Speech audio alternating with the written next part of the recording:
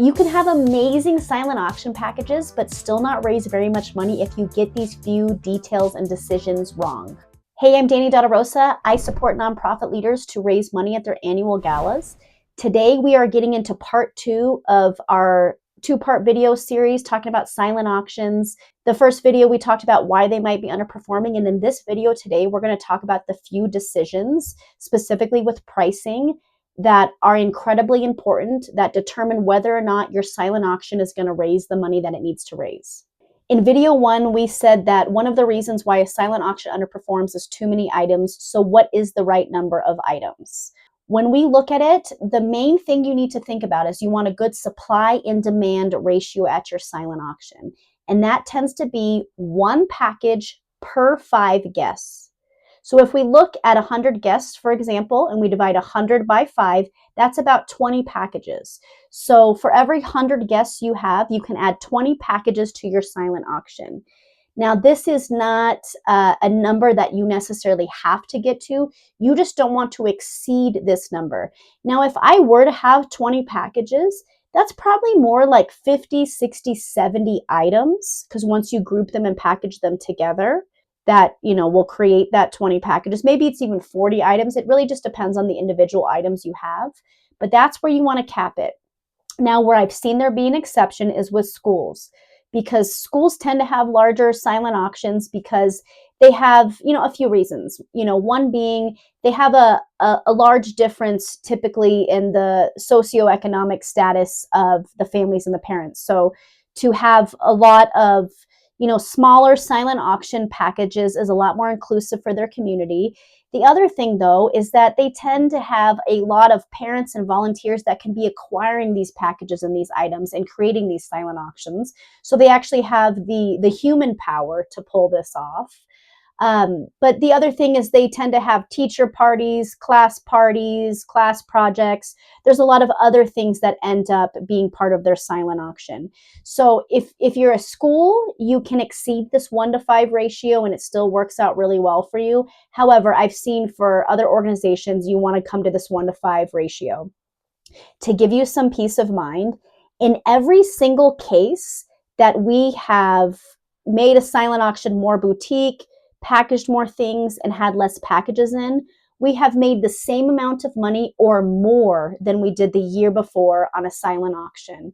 So, don't worry about losing money if you're going from more of this individual package yard sale sort of silent auction to a really curated boutique smaller one. We have seen, again, that they raise as much or more money as, the previous strategy. After we have the right number of packages, pricing is the next thing that I see kills our performance on our silent auctions.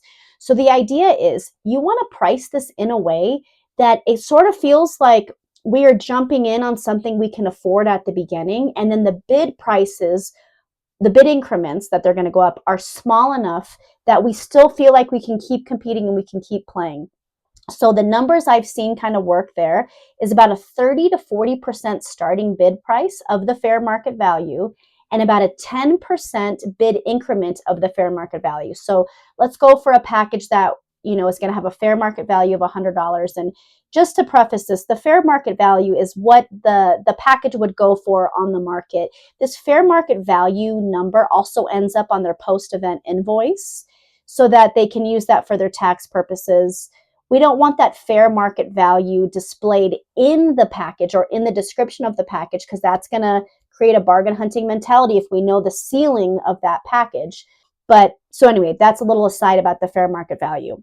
So let's go to a package with $100 fair market value. Starting bid price for that, 30 to 40%, is either $30 or $40.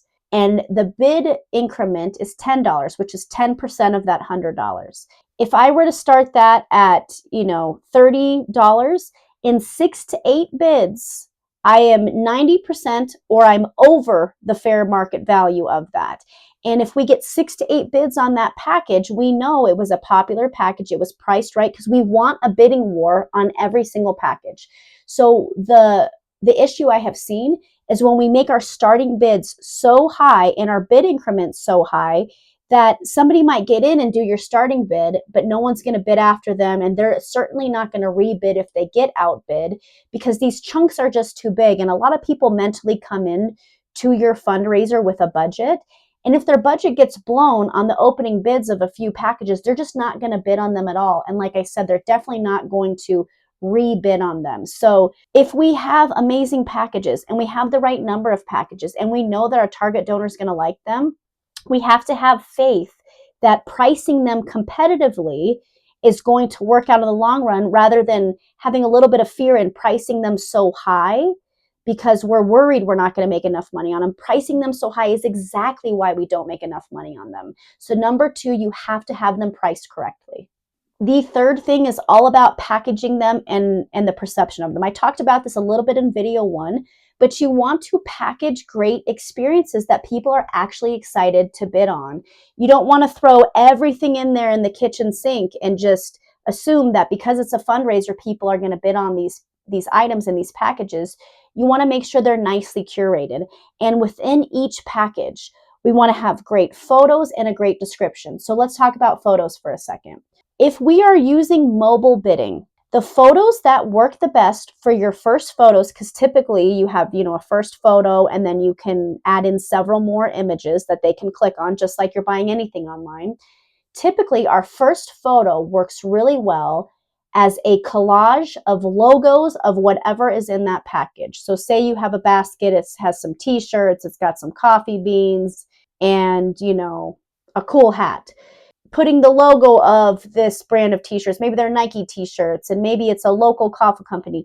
Taking their logos and making a little collage or doing one logo at a time is best for the first images on mobile bidding, because our brain recognizes logos so quickly and so easily that then it will make us interested in looking to see what's in that package. So a mistake I've seen with mobile bidding is we take a picture of the actual package and make that the first image, rather than starting with logos and then the picture of that actual package can be put in later for it. That's how we want to have the pictures online. In terms of the title and the description, now this is for online or in-person bidding.